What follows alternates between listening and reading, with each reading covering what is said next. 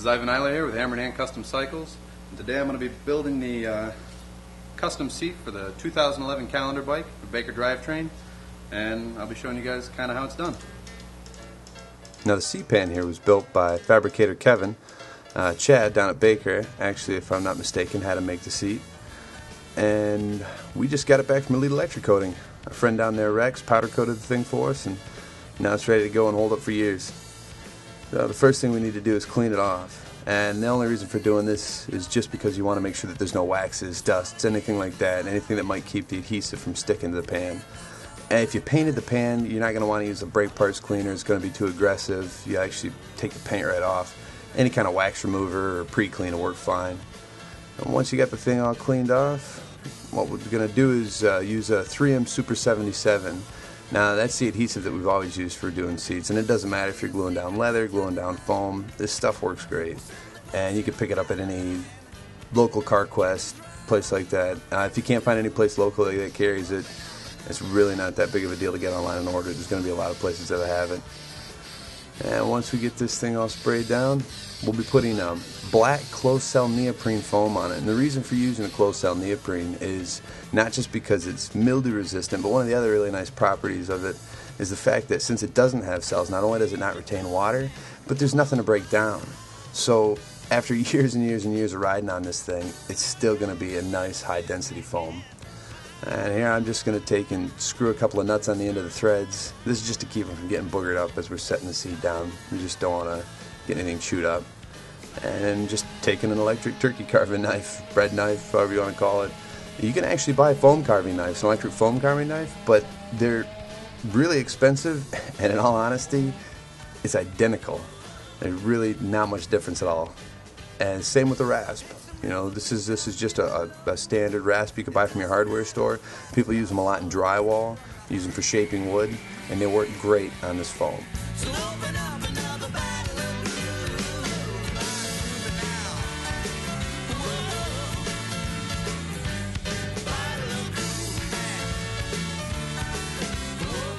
And now that we got the foam all on the seat, we got it shaped out the way that we want it, at least the way we think we want it.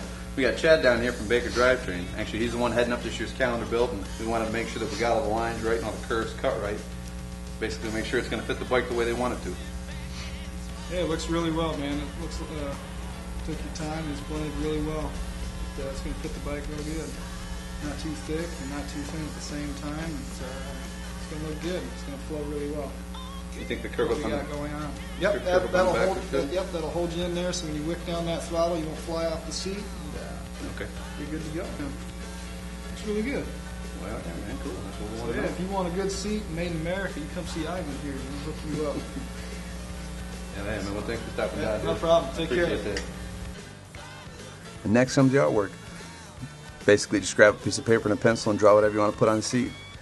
After talking to Chad, he was saying he wanted to have gears and filigree and stuff worked into the seat, and I figured, you know, if we took and actually turned these gears on their sides, we could come up with a really three-dimensional, really cool-looking thing here. And it's tracing film.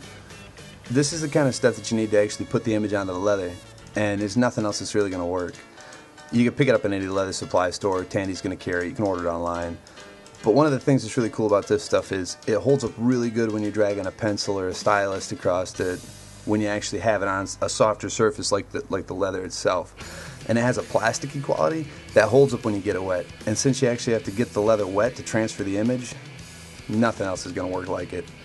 So take your transfer film, cut it out to the shape that you want it, and that way you can make sure that you're actually going to have your image centered in the piece of leather you're going to be tooling.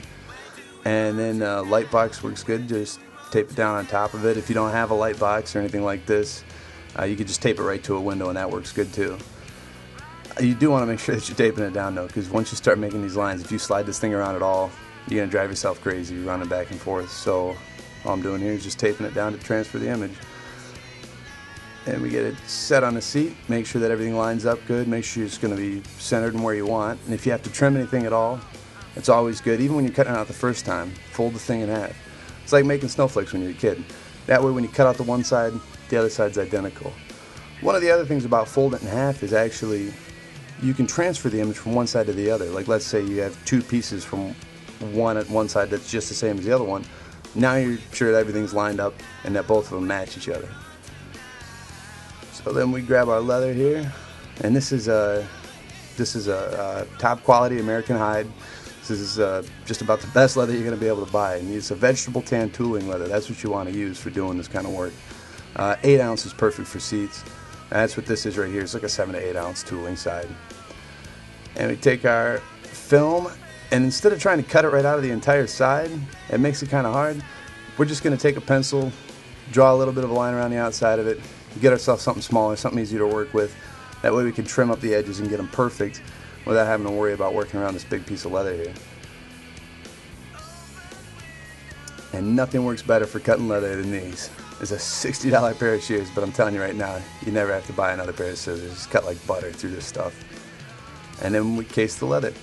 And literally casing the leather just means getting it wet. You want to get it soaked through too. I mean, you want to get it real wet. You take your image, tape it down so it's centered onto the leather, and you take your stylus. And a ballpoint stylus is a tiny little ball at the end of it. You can use like a ballpoint pen if the ink ran out of it, that'll work too.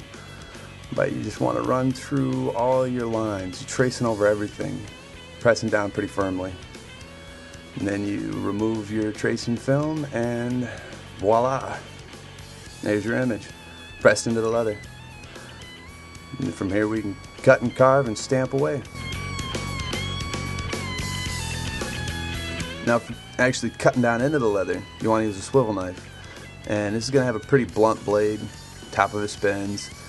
Place your forefinger at the top, and hold the base between your thumb and your middle finger and rotate it. And this makes it really easy for when you're actually dragging the thing along and taking turns. And you can have different blades, different knives.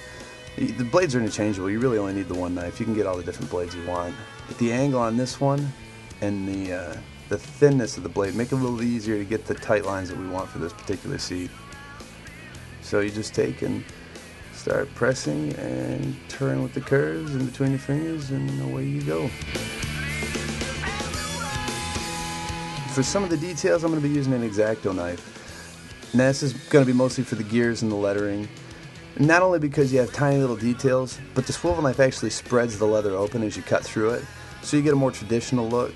This will make the filigree look old and traditional and classic, and it'll make the gears look more machined, and basically you'll be able to pull them apart from one another. Now here's all your stamps. This would be called a mule's foot, and it has little ridges along the edge, and basically it looks like a mule's foot. And you're going to have things like edges. Now this one in particular has a little point to it, and the angle there, the main reason for that angle is so that you can actually get stamped down on the edge and have it feather out into the leather. You have a liner there, pear shader. Now the pear shader is really neat. You got a really round top here. And the thing is when you stamp this down into the leather, it actually will allow that part of the leather to soak into highlight, kind of dips it out, and it makes a really cool effect. So we just basically take our edger here, grab a mallet. Now you can use a wooden mallet, but I prefer this rawhide. This is a really nice mallet. It's actually one of the best ones you can get for the job. And again, that's just personal preference. But run through and holding the tool along the edge of our lines, just tapping it down into the leather. This is something you just get better at over time. It just takes a while to get used to it. The longer you do it, the easier it gets. And now once we have the top of the leather all tooled out and ready to go, we just need to come up with the other pieces to put the seat together. Now, putting this actually on the seat is going to make this a lot easier because we got to make sure all these pieces fit together just right. And I'm telling you, coming up with this side section is never easy on a seat that's styled like this. And we're also going to be covering the back, basically just cutting out portions for the holes to go through. Normally we do this with a crushed felt, but Chad was pretty clear on wanting leather covering the whole seat, and it'll look really good, and it'll actually hold up a lot better than the felt would too.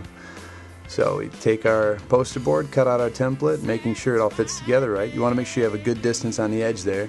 That's where we're actually going to be lacing the seat together. And so here we go. We got the holes punched for the rivets. We got our slots cut out for our mounting tabs, and we've got the little slits punched for lacing it right to the edge of the seat. Now we're going to want to glue this down, and the reason for doing that is so it'll retain its shape. You don't want the seat to bubble up or lift off from the pan. It's just going to work out a lot better if we actually glue this down. It'll hold up over time. And again, we'll just use the Super 77. Get this thing stuck down for good. Now once we got the glue all over the back of the leather, we just take our pan, making sure we got it good and clean like last time, and actually carefully press this down onto it. Now here's a pneumatic hydraulic riveter.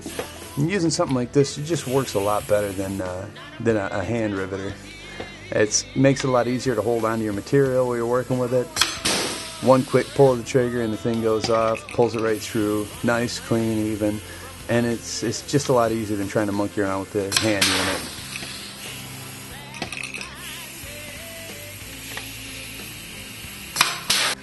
Now once we got the leather all riveted to the bottom of the pan, we're all ready to go. It's pressed down tight, glued in, not going anywhere. Now we just got to come up with that side piece. And I only wish it was that easy. Actually, it takes quite a while to do something like this. Every angle, every curve, every width, measurement makes all the difference. And so coming up with it just right can be tricky. And we get the holes punched along the edge of this. You also want to punch the holes along the edge of the top, making sure that the holes match up from one to the other. When a curve gets bigger, the holes get farther apart. When a curve gets tighter, they're getting closer together. Now this is a 2-prong lacing needle. The reason for using these is it pinches onto the edge of the leather real good for doing this type of lacing. And you can see I curved the ends of these here. And these are just a plain steel needle. They're real easy to handle. The reason for curving that bit like that is so that we can get it through the leather and actually lace it back on itself. Now that we got the top and the sides all laced up, just gotta make up our tip and lace that.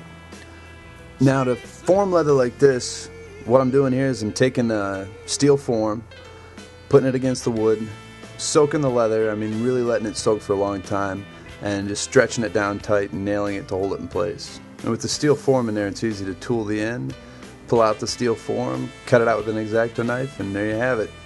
Tip to our custom seat. Punch the holes and lace it up. Now, what I'm doing here is actually going through and painting in some details just to kind of help highlight and add some contrast to the seat. This is a Fabing black leather dye, and I just want to go through and actually fill in some of the holes here. Then using a briar brown water-based highlight dye, you go through and actually add some shadow, add some depth, and bring out the detail in the seat.